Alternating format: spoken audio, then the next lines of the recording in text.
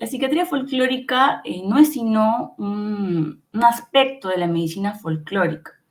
Sus fundamentos se hallan en las culturas aborígenes suprimidas por la conquista, pero que han dejado importantes huellas. Si, por ejemplo, pensamos que en nuestro país el 90% de los psiquiatras ejercen en la capital y el resto está repartido entre las otras ciudades del Perú, podemos entender que la gran mayoría de peruanos no tiene acceso a la medicina, mucho menos a la psiquiatría sí, académica, ¿no? Y esto hace que las propias personas se hagan atender por los practicantes de la medicina folclórica, a los que se les conoce como curanderos. La función y significado de la psiquiatría folclórica. Bueno, este tipo de práctica médica se encuentra principalmente en países subdesarrollados, como había mencionado, pero no es exclusivo de solo estos países. En Nueva York, París, Tokio o Roma también existe y tiene muchos seguidores. Este fenómeno demuestra que cumple un rol social y satisface necesidades de la sociedad. Los brujos, chamanes o curanderos han sido objeto de estudio por antropólogos que han demostrado que ellos son parte esencial de la estructura de sus comunidades. Pero el curandero, que actúa en sociedades civilizadas, merece también un análisis, dado que su existencia exige una explicación, considerando que son perseguidos, despreciados y rechazados, ¿no? Siempre están enfrentando esto.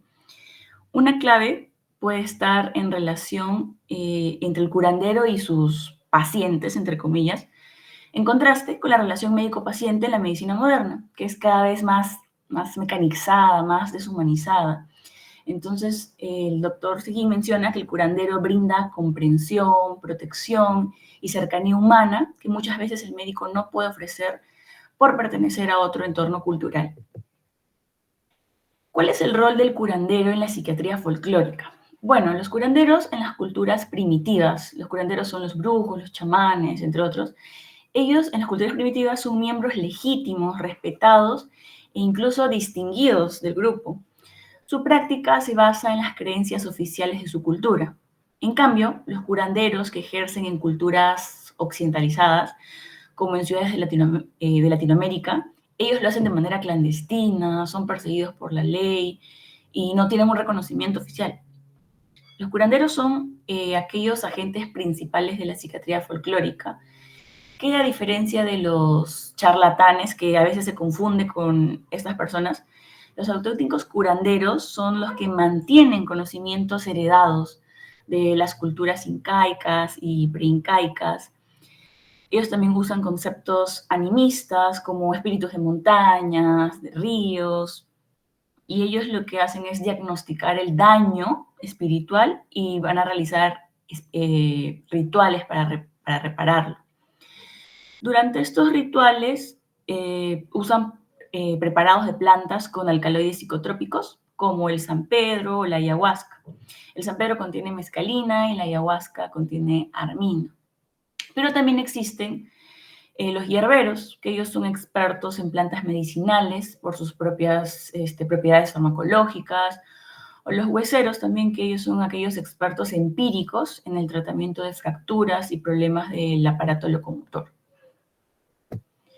¿Cuál es la importancia del estudio de la psiquiatría folclórica? Bueno, la psiquiatría folclórica es un capítulo descuidado de la psiquiatría moderna. La tendencia a enfatizar solo lo científico ha llevado al desprecio de enfoques no experimentales o estadísticos. Sin embargo, estas manifestaciones folclóricas son el resultado de patrones culturales profundos y no deben ser ignorados. La psiquiatría del folclore es una síntesis entre la antropología cultural y la psiquiatría social, y su estudio puede ayudar a comprender problemas individuales, grupales y sociales en un contexto antropológico. Los psiquiatras pueden aprender mucho de los curanderos, no solo sobre las plantas y los remedios, ¿no?, que ellos usan, sino también sobre las terapias familiares, las dinámicas grupales y el manejo comunitario que ellos abordan de forma tradicional y efectiva. En muchos países subdesarrollados, la cantidad de psiquiatras es insuficiente. Por ejemplo, en Perú hay 120 psiquiatras, de los cuales 100 están en la capital, y de unas 2.000 camas para pacientes psiquiátricos, el 95% están en Lima. Hay casos más extremos, como por ejemplo en Haití, que hay solo 4 psiquiatras y 19 camas para 5 millones de personas. Y esto refleja una situación alarmante y también que está presente en otros continentes como Asia y África. Ahora sí continuará mi compañero con el siguiente punto de la exposición. Buenos días.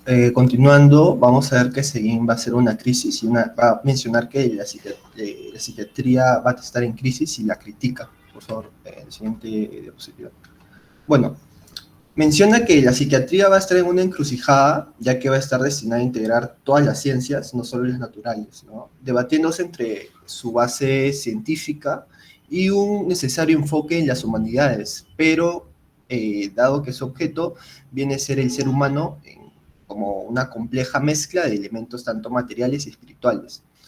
Acá lo que se juzga duramente a la psiquiatría es a la psiquiatría universitaria por su intento fallido de adoptar exclusivamente los métodos y teorías de ciencias como la biología, la química o la cibernética, llegando a cuestionar si debe considerarse solo una especialidad médica más, entendida así como una mera aplicación de las ciencias básicas. Por lo que se argumenta que la dependencia de experimentos de laboratorio y elaboraciones estadísticas no solo es insuficiente, sino que va a conducir a un falseamiento de los resultados y una pobre interpretación de estos. Por lo que esta visión va a sostener que la psiquiatría académica, con una visión deformadora, no va a abarcar la totalidad del hombre enfermo, descuidando así lo que viene a ser su dimensión humana y cultural al aceptar únicamente esta visión científica biológica, ¿no? Esto a su vez puede llevar también a una deshumanización de la relación médico-paciente, donde el profesional afectado por así decirlo, sus conocimientos científicos y las presiones administrativas, no logra ofrecer la comprensión empática y solidaria y el acercamiento humano que el paciente necesita urgentemente. Como podemos ver, ahí hay una balanza, ¿no?, entre el enfoque científico y el enfoque humanístico, donde el enfoque científico va a estar lo que viene a ser una asociada, lo que es una relación médico-paciente deshumanizada, una interpretación estadística de los resultados, y esta puede ser errónea también, y énfasis en métodos científicos. Por otro lado está el enfoque humanístico, ¿no?, donde se asocia más que todo una relación médico-paciente empática, ¿no?, interpretación cultural de los resultados y un énfasis en la empatía humana, ¿no?, también. Siguiente, por favor. Bueno, ahora vamos a pasar hablando de la psiquiatría folclórica peruana, ¿no? Ya frente al modelo académico que se ha criticado, se valoran también enfoques alternativos considerados más capaces de comprender la totalidad humana. Ahí vamos a ver a la medicina antropológica, a la fenomenología, el existencialismo y la psicología humanista. En este contexto, vamos a ver que la psiquiatría folclórica y lo que viene a ser la figura caída del curandero van a ser vistas como una respuesta potencialmente más humana y culturalmente relevante. Acá mencionan que los estudios ya de las nosografías folclóricas va a ser crucial para entender así las raíces comunes, ecuménicas también, se le puede decir, y sus variaciones regionales, influenciadas ya por factores culturales, geográficos e históricos. Por lo que acá en el Perú se inició investigaciones donde muestran también un sistema donde los curanderos van a distinguir dos tipos de enfermedades, ¿ya? La enfermedad de Dios, que vienen a ser las naturales, ¿no?, las no mágicas, que van a ser referidas al médico, y las enfermedades de daño, que vienen a ser de un origen sobrenatural mágico, ya estas vienen a ser tratables por el curandero. El daño se menciona que viene a ser la acción mágica sobre la salud, va a ser un concepto central, ya que su atribución va a variar significativamente, ya sea en zonas urbanizadas, que acá mencionan que suele ser causado por hombres, ya sea infligido por la boca, por el aire o por magia simpática como los muñecos, y en zonas rurales o andinas, que se atribuye más que todo a la naturaleza, las montañas o ríos, donde mencionan que te roba el alma, supuestamente. Esta esta variación nos va a reflejar tanto la influencia de factores sociales y geográficos en lo que vienen a ser estas creencias populares, ¿no? Siguiente, por favor. Bueno, acá podemos evaluar un poco los pros y contras, ¿no? De la psiquiatría folclórica, habiendo expuesto lo anterior, ¿no?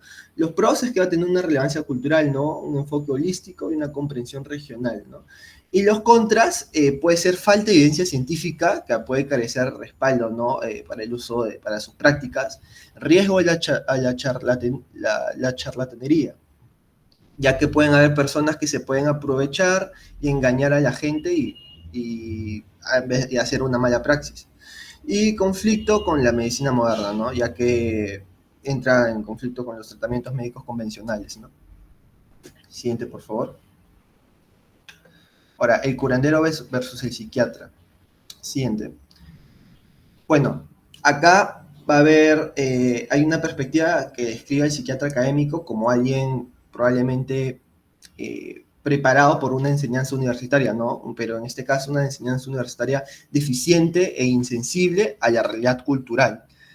Resalta que la dificultad del psiquiatra ante una población que ignora o niega sus conocimientos científicos, sustituyéndolos por ideas populares y recurriendo con confianza al curandero o al charlatán, también puede ser. Este apoyo a los practicantes se podría decir, extramédicos, proviene de hombres y mujeres ya de todas las esferas sociales y económicas. Por lo que se sugiere que esto lleva al psiquiatra a encerrarse cada vez más en su ciencia, alejándose de los pacientes, especialmente de las zonas populares, e intentando de manera inútil combatir a estos practicantes sin comprender su arraigo, ¿no? En fuerte contraste también se presenta también una imagen vívida y a menudo idealizada del curandero, ¿no? Un hombre frente a hombre, se le puede decir, o lleno de comprensión humana intuitiva, más interesado en ayudar a su hermano que en cuidar a un cliente, ¿no? Ofreciendo así el apoyo, seguridad y atención que contrastan con lo que es la falta de comprensión sodálica. Sodálica se refiere a empática y solidaria, ¿no? Que a veces no suele ser percibida en un médico psiquiatra en el ámbito científico, por así decirlo. Siguiente diapositiva, por favor. Ahora, la integración y el debate psiquiátrico. Bueno, acá va a ser fundamental señalar que la perspectiva crítica de la academia y la visión, por así decirlo, donde se elogia al curandero, van a tener amplias generalizaciones, ¿no? La descripción del curandero se ha calificado como potencialmente desmesurada e idealizada, y las afirmaciones sobre, como hemos hablado, su superioridad humana, no es que se hayan confirmado empíricamente en lo que sea en los últimos años. También se puede decir que resulta paradójico que esta perspectiva crítica parezca no crecer firmemente en lo que viene a ser en la capacidad del cambio de las propias instituciones académicas, ¿no? Como las universidades, las facultades de medicina, ¿no? Para poder así adaptarse a las realidades sociales. Y a pesar de ello,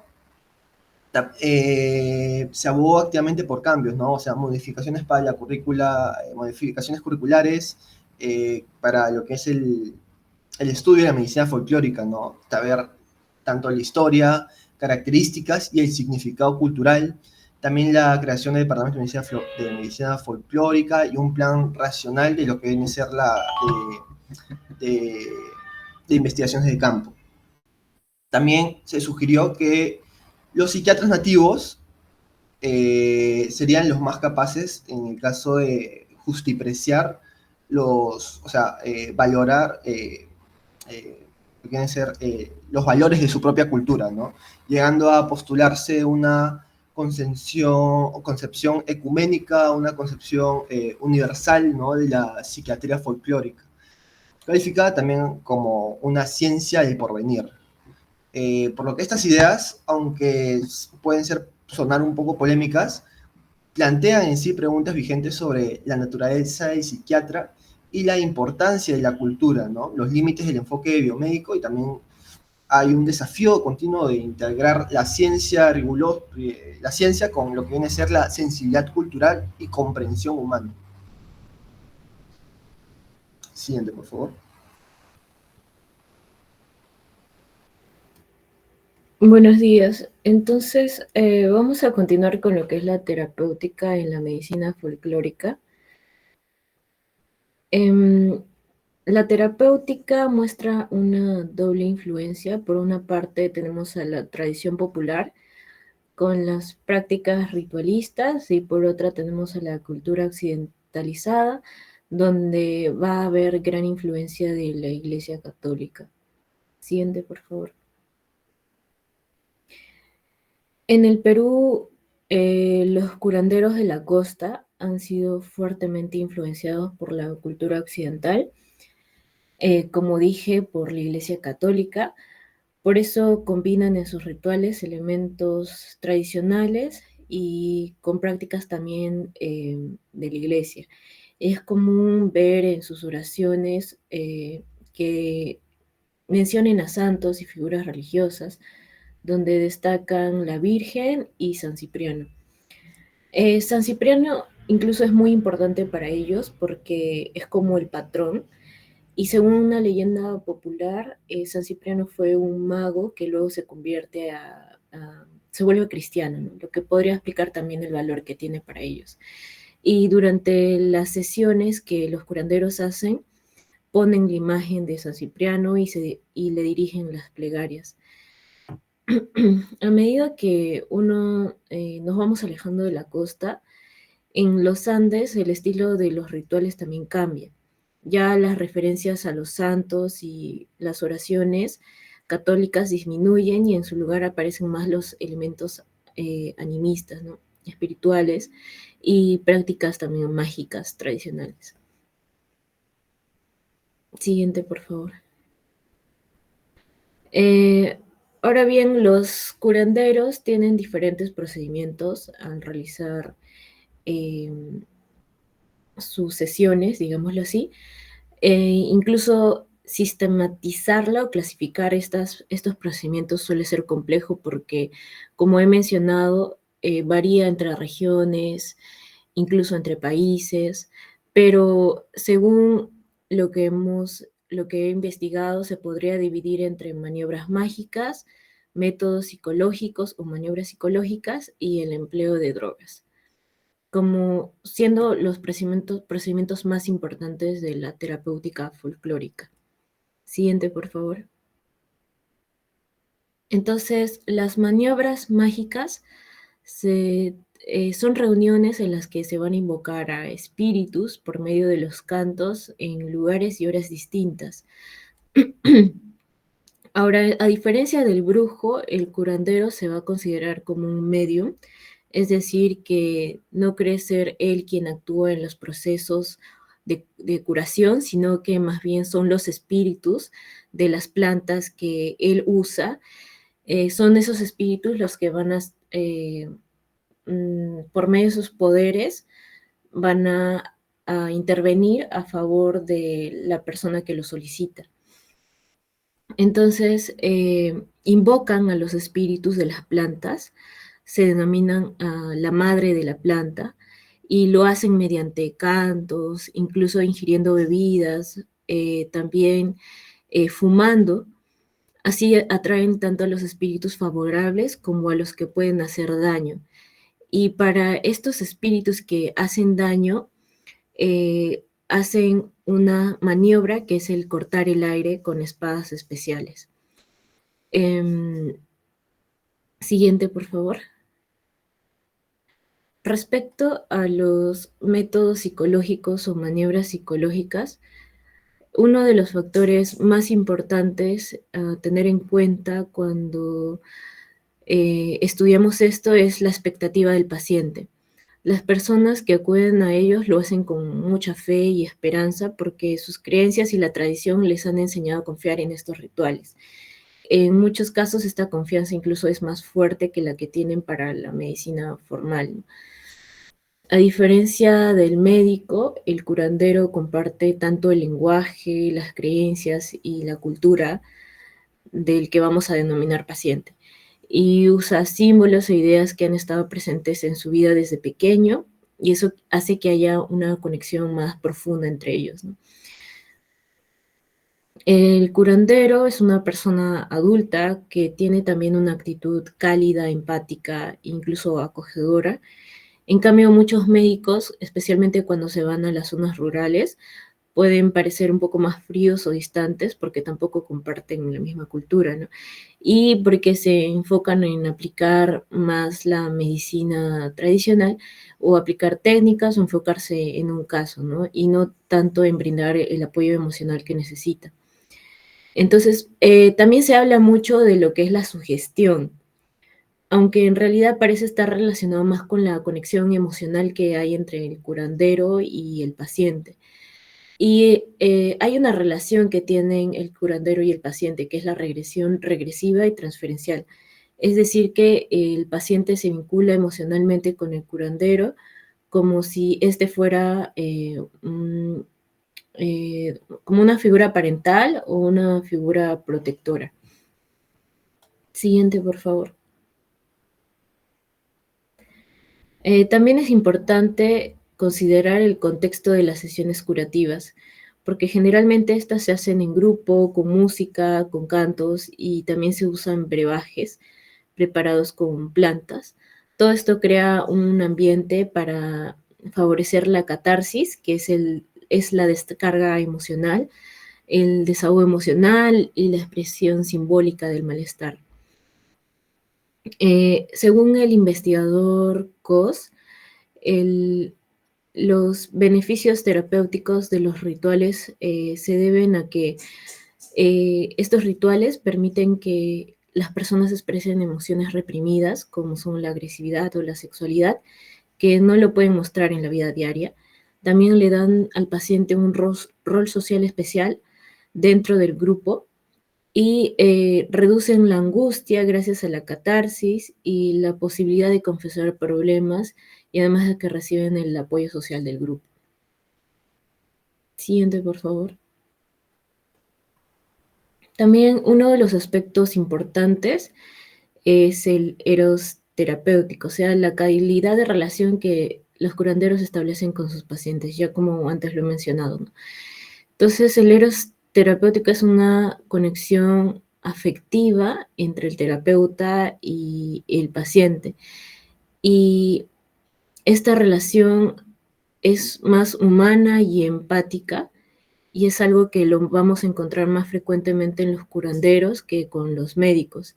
Entonces, esto pasaría porque el curandero comparte, como hemos dicho, cultura, lenguaje, creencias, incluso el entorno social, ¿no?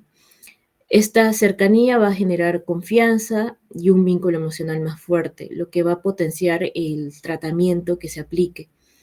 Y el curandero no solo alivia sus síntomas, sino transforma, como es parte de su entorno social, puede transformar también la vida social que tiene el paciente, lo que muchas veces también es el verdadero origen de sus problemas, ¿no?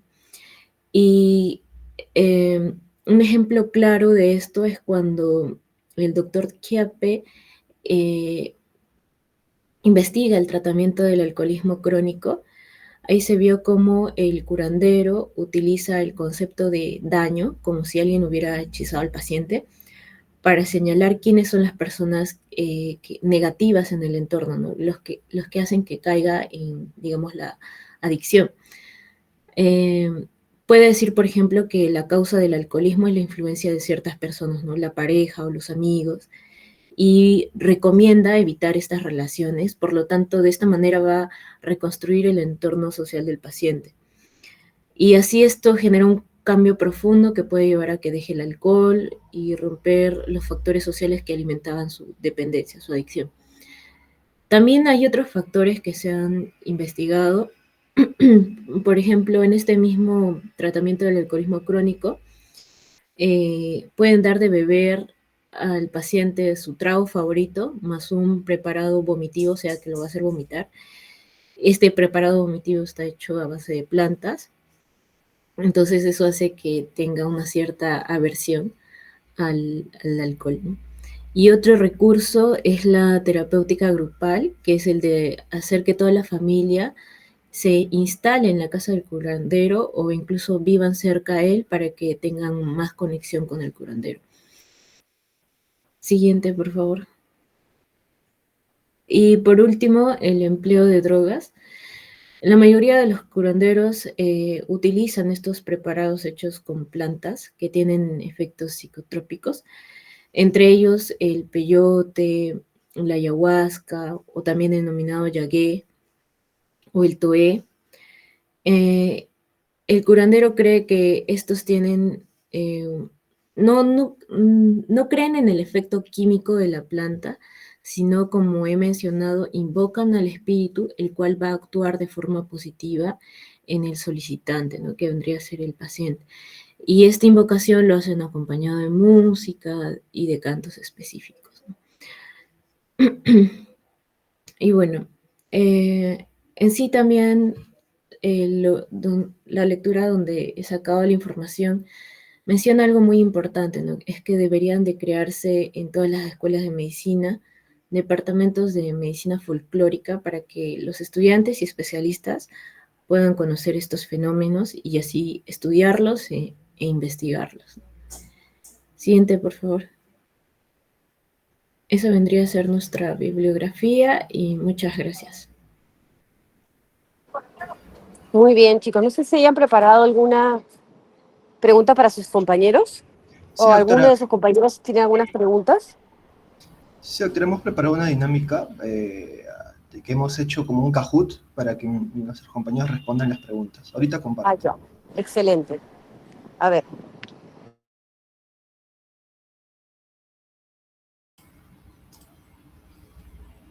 Sí, pueden visualizarlo. Ahorita les voy a mandar el link.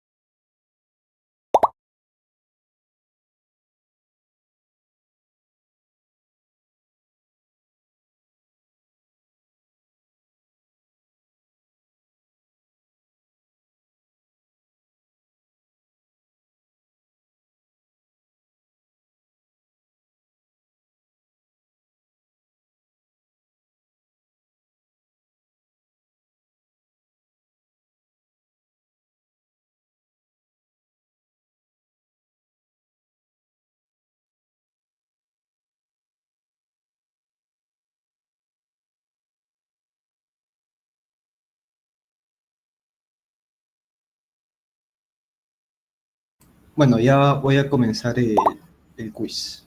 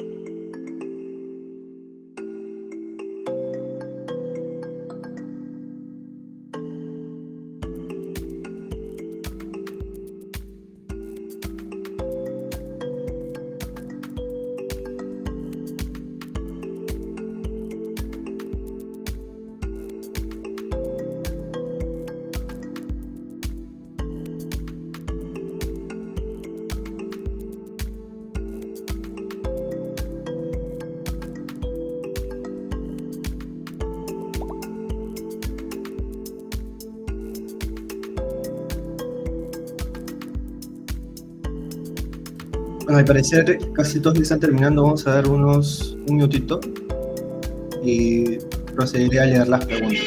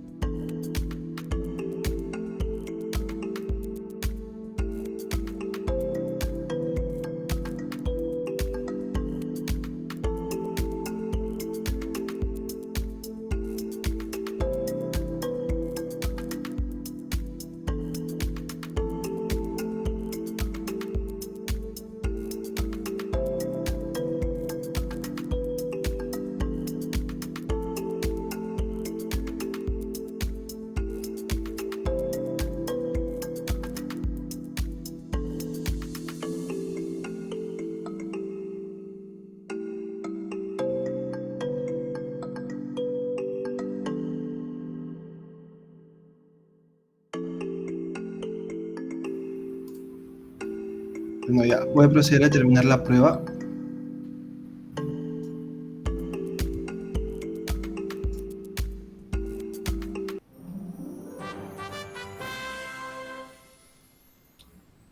Mi compañero Eddie Pina ha sido primer puesto, seguido de mi compañera Sara y luego de mi compañera Vero. Bueno, vamos a proceder a revisar las preguntas. La primera pregunta fue, ¿cuál de las principales críticas dirigidas a la psiquiatría académica según el enfoque humanístico-cultural? La respuesta ha sido su dependencia de métodos científicos y que no abarcan la totalidad del ser humano. La siguiente pregunta fue, en la psiquiatría folclórica peruana, ¿cómo se distingue entre enfermedad de Dios y enfermedad de daño? La enfermedad de Dios son naturales y la de daño son de origen mágico o sobrenatural. La pregunta 3 fue, ¿cuál es una característica destacada del curandero frente al psiquiatra académico según la visión crítica presentada? La respuesta es, ofrece comprensión humana intuitiva y apoyo solidario. La siguiente pregunta fue, ¿qué propuesta se hizo en el debate psiquiátrico para integrar mejor la psiquiatría con la realidad cultural? La respuesta fue crear departamentos de medicina folclórica y promover investigaciones de campo. La pregunta 5 fue, ¿qué propuesta se hizo en el debate psiquiátrico para integrar mejor la psiquiatría con la realidad cultural? La respuesta fue, no se repitió.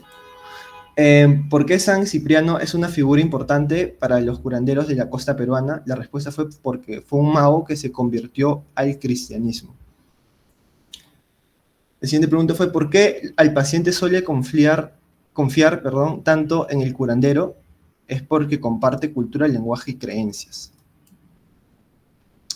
La octava pregunta fue, ¿cómo ayuda el curandero a tratar el alcoholismo?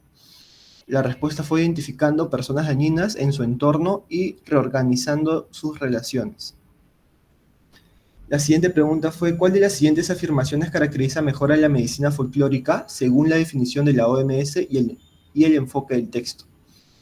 La respuesta fue, es el conjunto de conocimientos y prácticas transmitidas tradicionalmente por el pueblo, ejercidos al margen de la medicina académica, con especial relevancia en países subdesarrollados. Y la última pregunta fue, en relación con la psiquiatría folclórica en el Perú, ¿cuál de los siguientes elementos justifica su permanencia y funcionalidad dentro del sistema de atención en salud mental? Y la respuesta fue la respuesta culturalmente adecuada a necesidades emocionales en un entorno donde la medicina moderna resulta inaccesible o distante.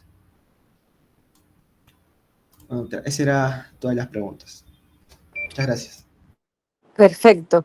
No sé si sus compañeros tienen algunas preguntas para los expositores o ha quedado claro. ¿Cuál es la importancia de hacer este seminario para ustedes como estudiantes de medicina?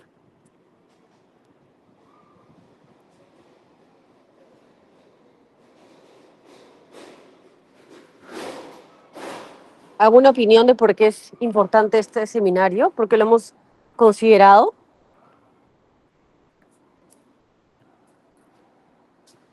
Creo que también lo dijeron durante la exposición, ¿no? Sí,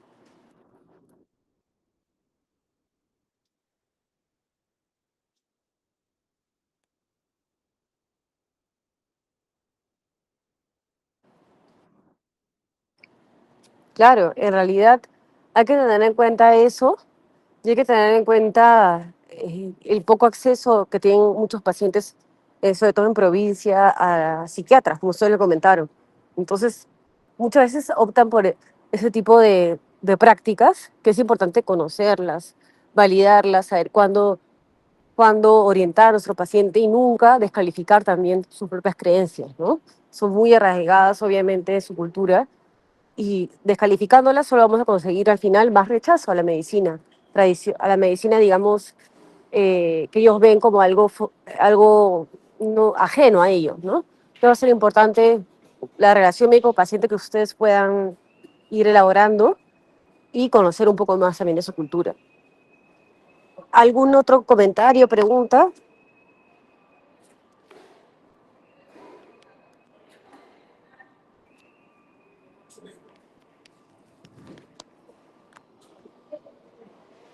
Si no hay más preguntas, creo que podemos pasar a la siguiente parte, que es bastante interesante.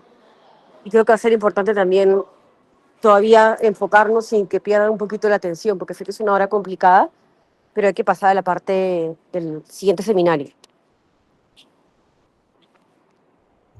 Sí, doctora, buenos días. No sé si se logra ver mi presentación. Sí, ya la podemos ver. Ok, ya pasé a mi compañera.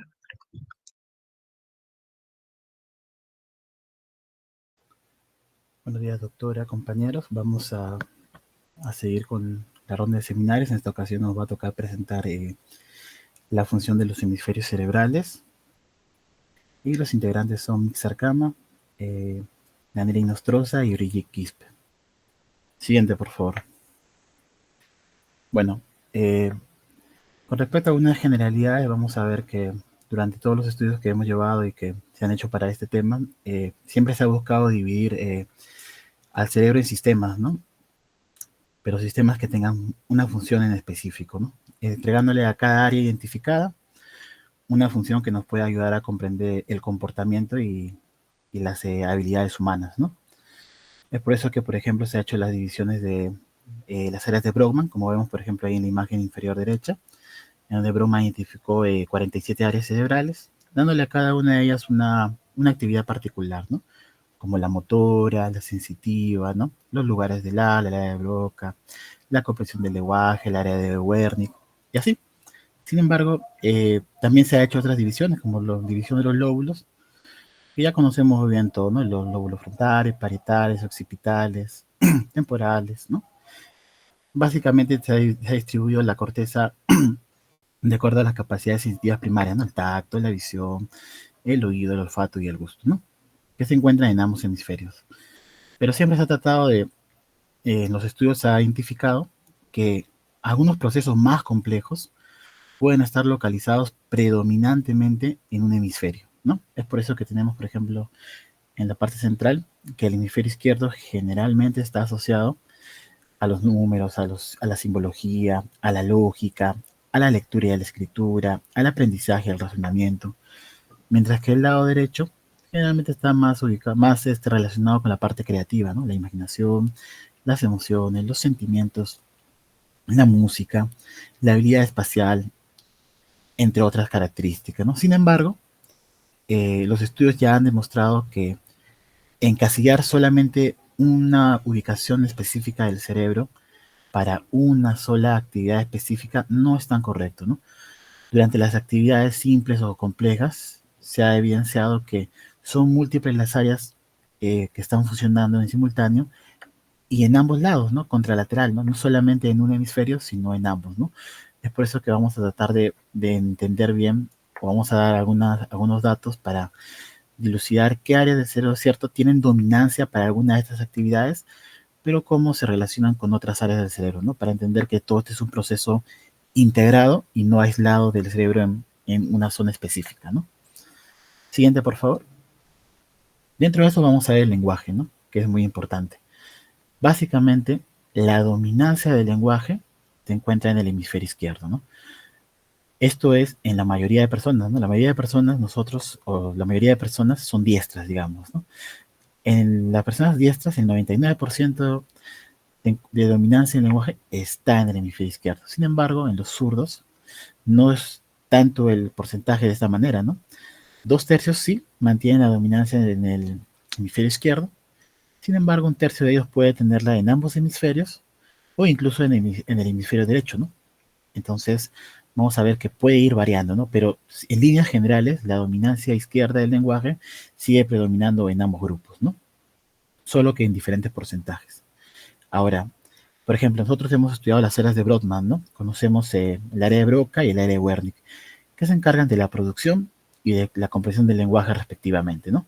Si decimos nosotros que la dominancia del lenguaje se encuentra en el lado izquierdo, la pregunta sería, ¿no? ¿Qué pasa en el lado derecho? ¿Qué sucede en el lado derecho en las áreas de Brodmann, en las áreas de Wernicke, en las áreas que están relacionadas con el lenguaje, ¿no? Surgiría esa pregunta. Entonces, estas áreas que son conocidas como áreas especulares, áreas espejo, que son las mismas áreas que se encuentran del lado derecho, también tienen función de lenguaje. Sin embargo, la función del lenguaje es algo diferente, ¿no? Mientras en el lado izquierdo, donde está la dominancia, se encarga netamente de la producción, de la comprensión del lenguaje. Por ejemplo, en el lado derecho, una de las cosas que sucede es la prosodia. Ya hemos revisado la prosodia cuando hemos visto el lenguaje, y es básicamente la entonación que le damos al lenguaje, ¿no? Porque si no, lo contrario sería una prosodia, un lenguaje lineal, ¿no? Un lenguaje sin entonación, ¿no? Entonces vemos que en el lado contralateral no es que no participe del lenguaje, participa pero de otra manera, ¿no? De esta manera se integra el lenguaje, ya que un lenguaje sin entonación no tendría el mismo impacto que un lenguaje que sí, ¿no? Tiene la entonación adecuada. Entonces es importante comprender que a pesar de que la dominancia esté en el lado izquierdo, no es que el lado derecho no participe, el lenguaje participa, pero de otras formas, ¿no? Incluso también participa dándole carga emocional al lenguaje que transmitimos. Bien, con respecto a lo que es la comprensión del lenguaje, básicamente, va a abarcar 3 procesos, como los vemos ahí, ¿no? El primer proceso es el proceso fonológico, que básicamente es identificar los sonidos individuales, ¿no? Yo identifico que es una vocal, yo identifico que es una consonante, y esa capacidad generalmente se encuentra en los lóbulos frontales, como vemos allí. Y el segundo proceso para la comprensión del lenguaje es el proceso léxico, que este proceso léxico es la relación de los sonidos, ¿no? Con las palabras. Entonces mi memoria va a empezar a identificar esos sonidos que yo estoy escuchando y digo, no, esta sí es una palabra, esta no es, este sonido no es una palabra, ¿no? ¿Dónde se desarrolla eso? Básicamente en el lóbulo temporal, como vemos ahí. Y el tercer proceso es el proceso semántico. ¿Qué es el proceso semántico? Básicamente es darle un significado a la palabra, ¿no? Es darle una correlación a la palabra, a lo que escucho, y darle un significado en mi mente, ¿no? Y eso básicamente también lo vamos a poder hacer en los lóbulos temporales, ¿no? Como vemos ahí. Sin embargo, la producción del lenguaje, el cómo yo produzco mi lenguaje, cómo lo articulo, va a ir en sentido contrario. Por eso vemos que la flecha va en contra, ¿no? Primero, para yo poder, el proceso para que yo elabore y produzca mi lenguaje va a ser al revés. Primero el proceso semántico, luego el proceso léxico y por último el proceso fonológico, ¿no? Vemos que ese es el orden en el cual se da la comprensión y la producción del lenguaje. Siguiente, por favor. Bien. Con respecto a la memoria, otro de los procesos altamente específicos en el humano, vamos a ver que la dominancia se encuentra repartida de acuerdo a una división de la memoria, ¿no? Por ejemplo, la dominancia de la memoria verbal, fonológica verbal, se va a encontrar en el hemisferio izquierdo, como vemos ahí.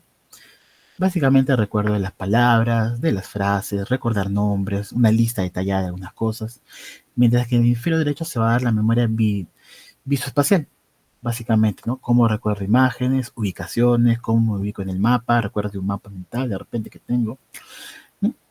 Y también aquí vamos a tener una relación con el área emocional, ¿no? Cómo vamos a cargar a ese tipo de recuerdos, ese tipo de memoria, ligada a situaciones emocionales. Dentro de la memoria tenemos una memoria que ya hemos estudiado anteriormente, que es la memoria de trabajo, ¿no? La memoria de trabajo es principalmente, se encuentra, como vemos ahí, en la corteza frontal, ¿no?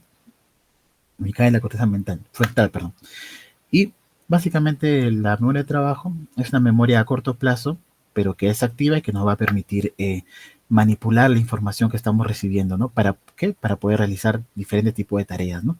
Cómo resolver problemas, comprender el lenguaje que estamos escuchando, toma decisiones, realizar cálculos mentales, básicamente, ¿no?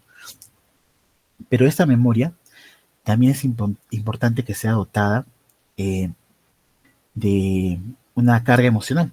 Y eso se va a realizar en la amígdala, como vemos allí. Básicamente vamos a codificar un valor emocional a la memoria de trabajo. Y eso nos va a ayudar a que esta memoria de trabajo nos oriente, ¿no? A las conductas y a los objetivos que queremos lograr, ¿no? Dotando de una carga emocional a la actividad y a la información que estamos recibiendo en ese momento, ¿no? Ahora, la amígdala se conecta estrechamente con el hipocampo que observamos ahí, cuya función básicamente va a ser la formación de recuerdos, ¿no? El hipocampo va a ayudar a la formación de estos recuerdos. Y al estar dotado de la carga emocional que le ofrece la amígdala, el cerebro va a tener mayor habilidad, mucha mayor rapidez para acceder a ese tipo de información, ¿no? Ya que está dotada de una carga emocional, ¿no? Entonces, vemos ahí, la memoria de trabajo se encuentra en la corteza frontal, la carga emocional para este tipo de memoria se encuentra en la amígdala y la formación de recuerdos básicamente en el hipocampo, ¿no? Siguiente, por favor.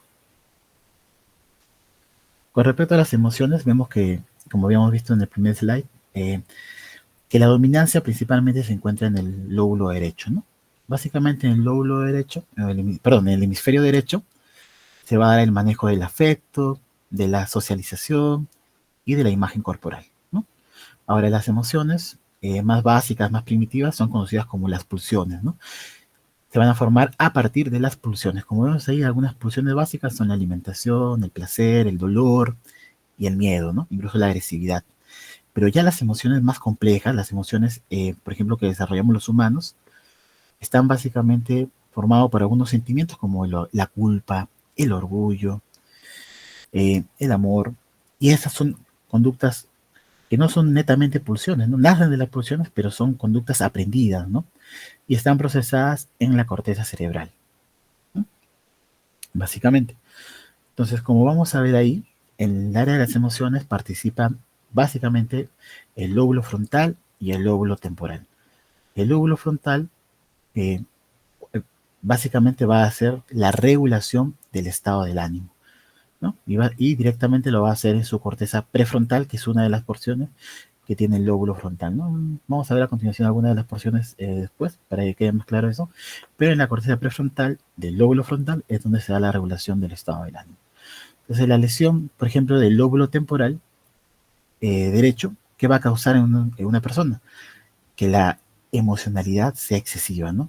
¿Cuáles son los polos excesivos que tenemos respecto a las emociones? Los estados de euforia y de repente los estados de tristeza, ¿no?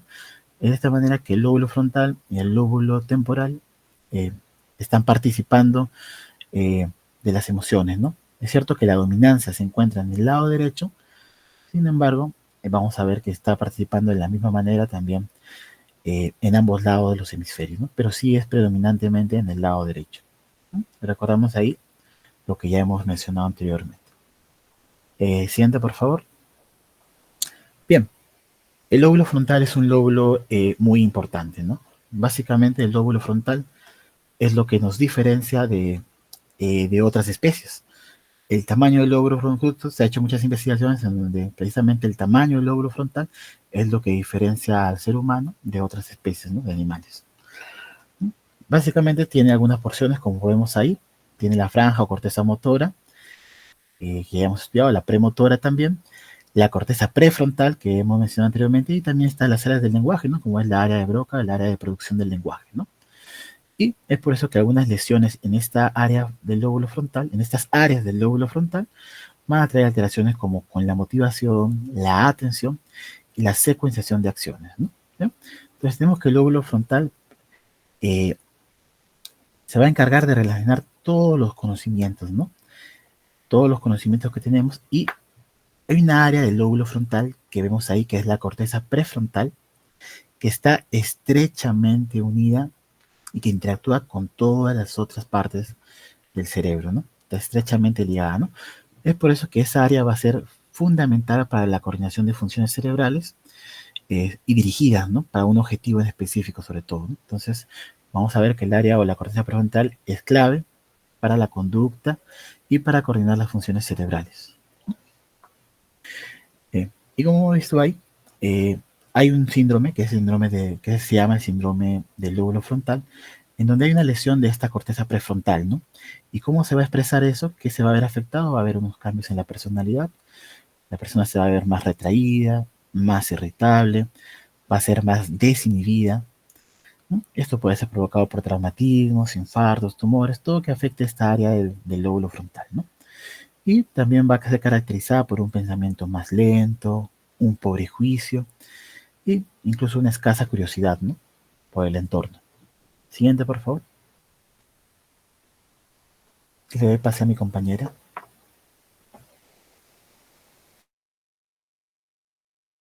Ya, ok. Continuando con la exposición, ya vamos a hablar un poco más en lo patológico, como ya vimos mi compañero ya nos habló de más de lo fisiológico, vimos cómo el hemisferio derecho está más relacionado con las emociones, con la creatividad, y el hemisferio izquierdo más con la lógica, el razonamiento y el lenguaje.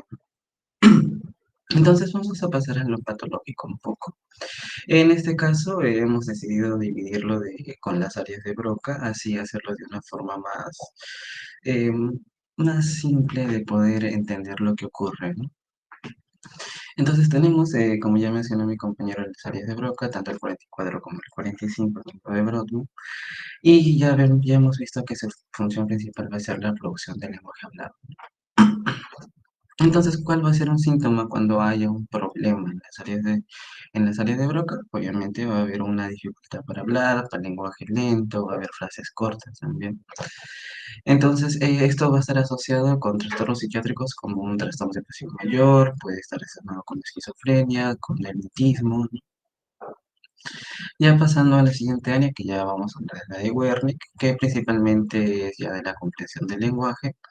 Entonces, el síntoma que se va a tener principalmente es el lenguaje puede estar fluido, pero no va a tener sentido, ¿no? O va a tener dificultad para entender. Eh, lo que estaba muy asociado es con trastorno psicótico o esquizofrenia desorganizada.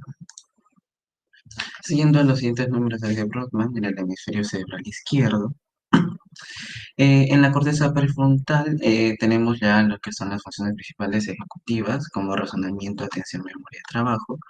Entonces, uno de los síntomas que vamos a tener va a ser la falta de iniciativa, de indecisión, del deterioro del juicio. Y esto va a estar más asociado con trastornos de atención, demencia frontotemporal, ¿no? Entonces, estas áreas van a estar relacionadas con la planificación, solución de problemas y también el autocontrol, como ya mencioné.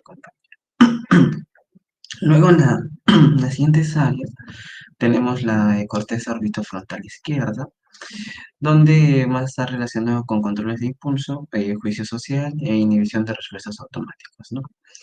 Entonces lo que va a haber es que va a haber una impulsividad leve, va a haber rigidez de pensamiento, y a lo que está más asociado son a los trastornos obsesivos compulsivos, a trastornos de personalidad límite y al trastorno depresivo mayor, ¿no?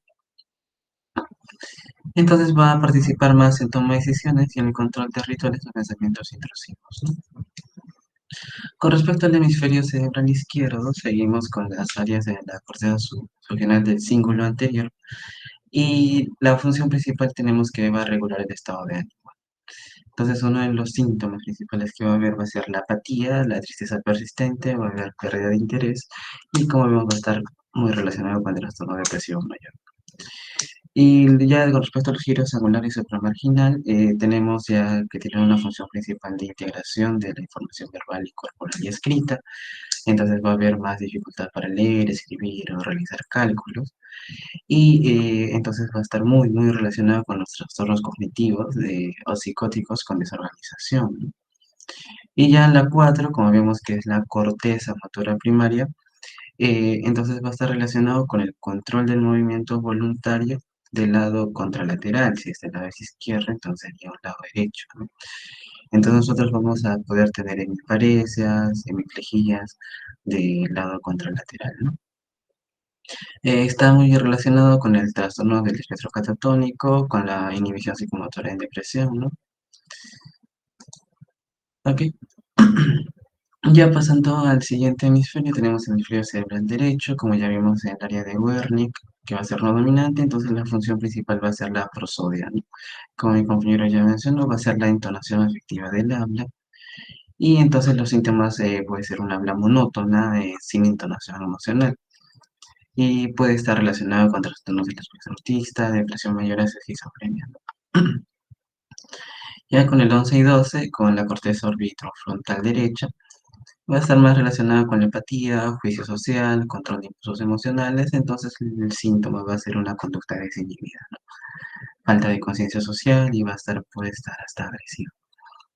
Dentro de trastornos psiquiátricos asociados, vamos a tener trastornos de la personalidad, va a estar antisocial, va a tener trastorno límite de la personalidad, puede tener un trastorno bipolar. eh, entonces estas lesiones pueden provocar pérdida de filtro social y conducta inapropiada. Seguimos con el hemisferio cerebral derecho.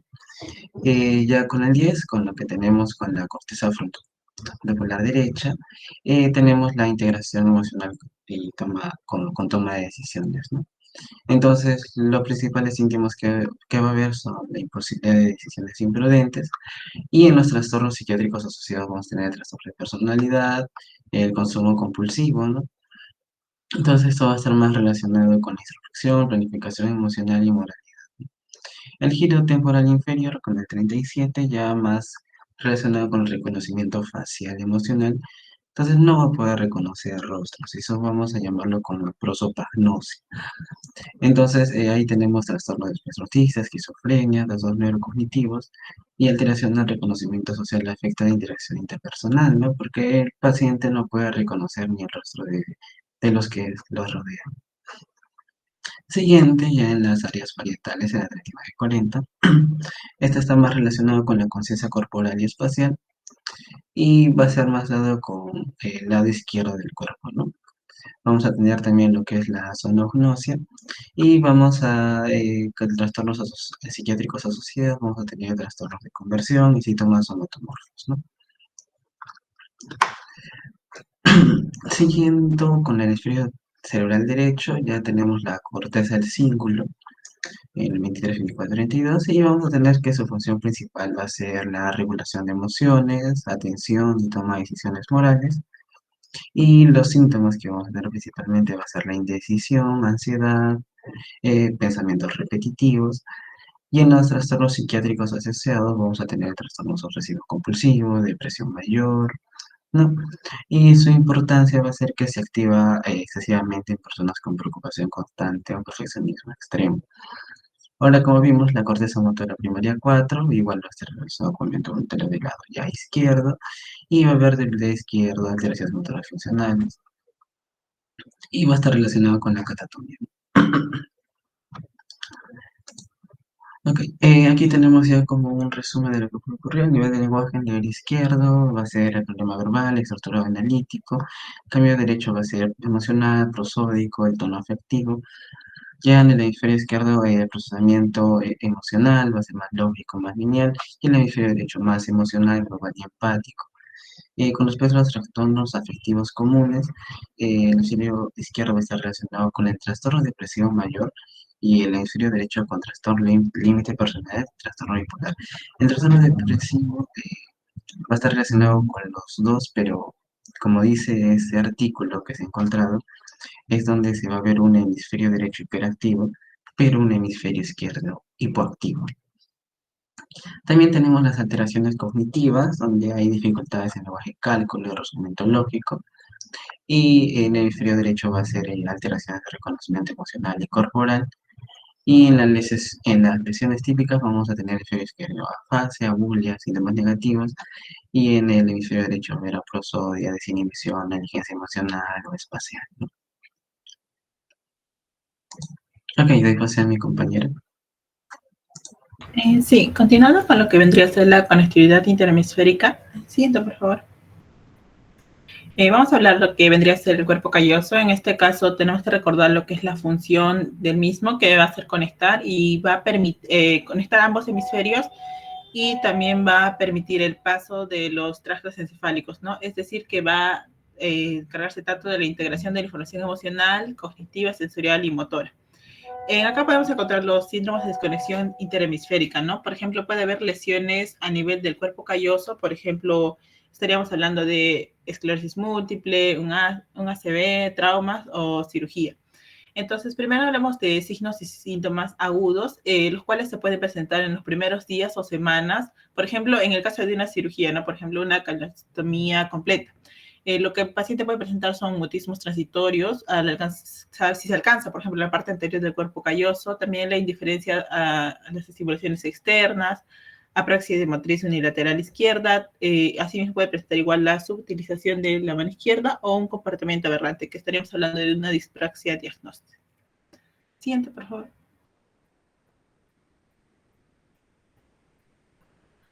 Siguiente, por favor.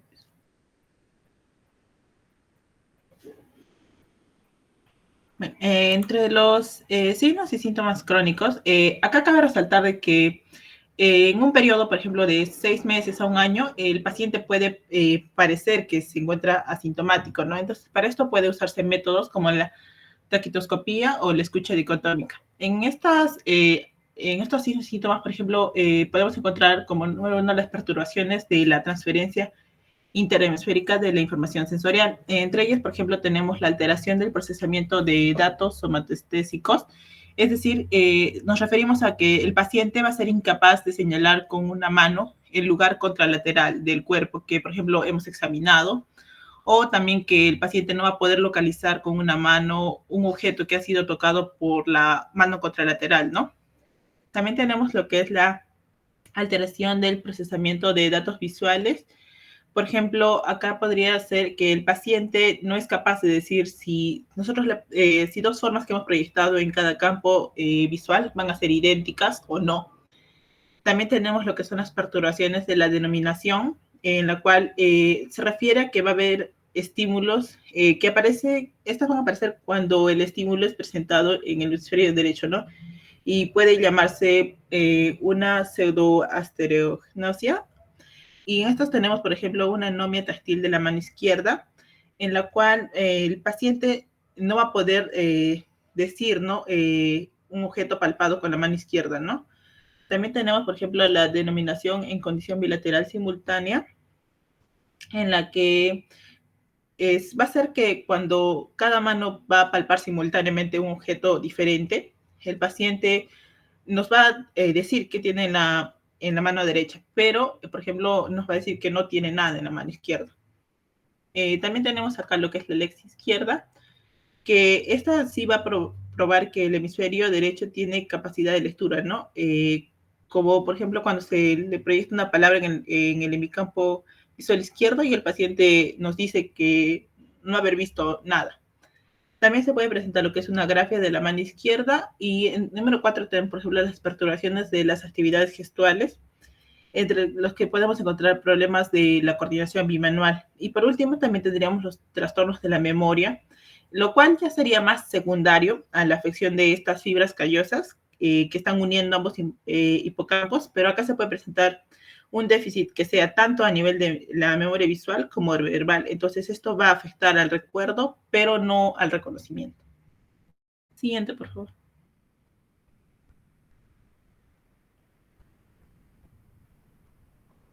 Siguiente, por favor.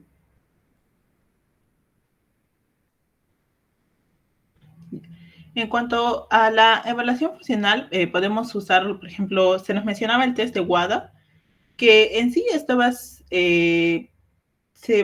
llamado un test de inactivación hemisférica intracarotidia, que lo que hace es que se inyecta amor orbital en una arteria carótida para que se inactive temporalmente un hemisferio, ¿no? Y lo que evalúa qué hemisferio va a dominar funciones del lenguaje y la memoria verbal, ¿no? Este procedimiento va a ser esencial, por ejemplo, en cirugías de epilepsia refractarias y también va a aportar datos sobre lo que es la asimetría funcional cerebral. Pero también podemos usar lo que son otras imágenes como el PET, ¿no? Que nos va a permitir identificar, por ejemplo, hipometabolismo prefrontal izquierdo en el caso de depresión o trastornos afectivos. Siguiente, por favor.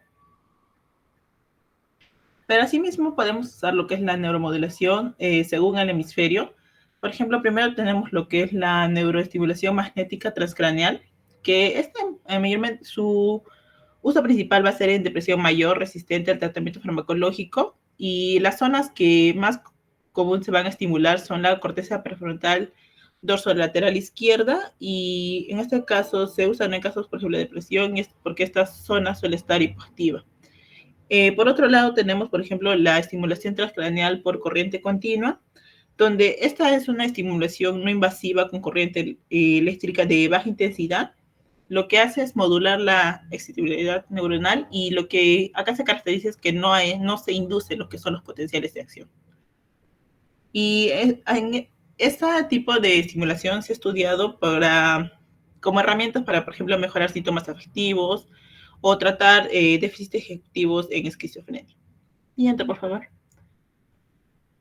Y por último tenemos, por ejemplo, como mis compañeros ya lo explicaron a lo largo de la exposición, por ejemplo, para cerrar serían estos ejemplos de lateralización, ¿no? Por ejemplo, cuando vemos que disminuye la actividad del hemisferio izquierdo, se puede presentar, por ejemplo, un trastorno relacionado como la depresión, al igual que si hay, nos vamos al otro extremo, que hay un exceso de lo que es el funcionamiento del hemisferio izquierdo, puede presentarse lo que es el trastorno maníaco, al igual que si hay disminución de la actividad del hemisferio derecho, por ejemplo, estamos hablando, por ejemplo, que se presente el trastorno límite de la personalidad, y por último, si hay un exceso, ¿no?, del funcionamiento del hemisferio derecho, pueden presentarse, como mis compañeros lo explicaron a detalle, los trastornos ansiosos. Siguiente, por favor. Eso sería todo con respecto a la exposición. Gracias. A continuación, pues, tenemos unas preguntas para mis compañeros. Ay, excelente, a ver. Sí, lo voy a compartir.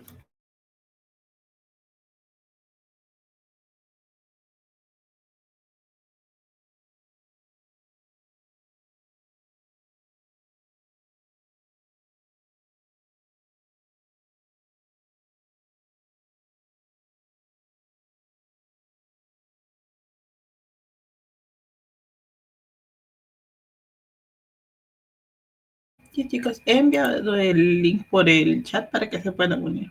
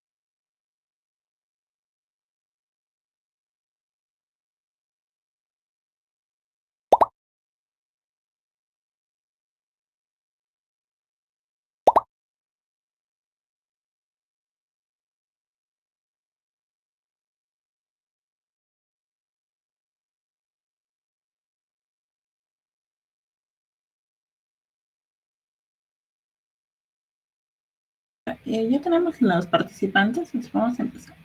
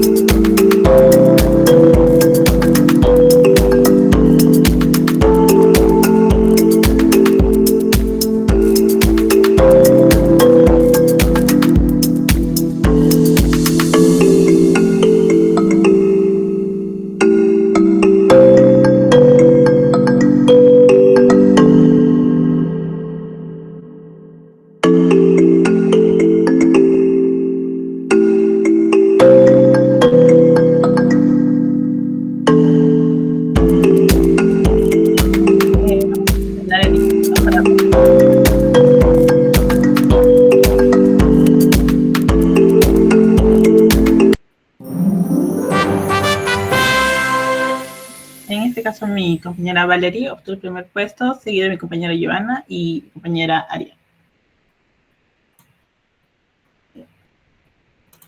Vamos a revisar lo que vendría a ser las preguntas.